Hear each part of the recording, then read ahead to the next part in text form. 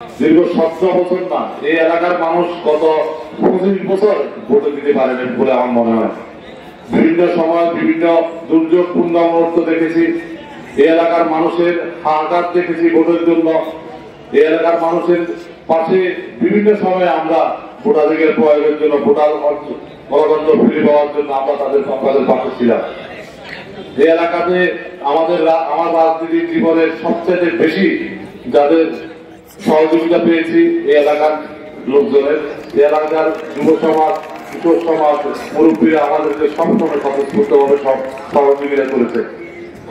তাই আমি যে খেলাধুলার মাধ্যমে একটি বিনষ্ট সমাজকে আবার ফিরে আনা যায় এবং সমাজের প্রত্যেকটি লোককে সমাজের প্রতি অনুগত করা যায়।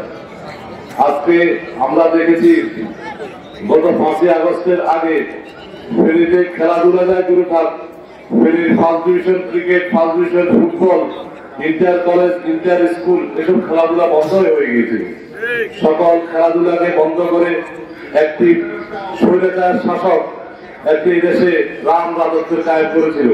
হাজার হাজার কোটি টাকা পাচার করেছে, হত্যা খুনের মাধ্যমে এদেশের প্রতিটি মানুষকে নিরাপত্তাহীনতায় ডুবিয়েছিল।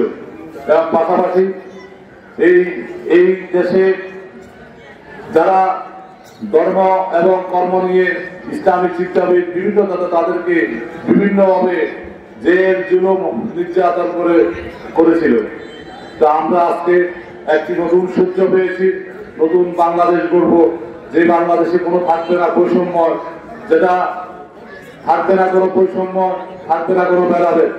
এবং পাশাপাশি আমাদের গণতান্ত্রিক ভোটাধিকার যে দীর্ঘদিন আমরা ভোট দিতে পারিনি, সেই ভোটাধিকারটা ফিরে পাবে। এই আশাবাদ ব্যক্ত করে আবার নতুন বাংলাদেশ গড়ব, সবাই মিলেমিশে একসাথে থাকবো।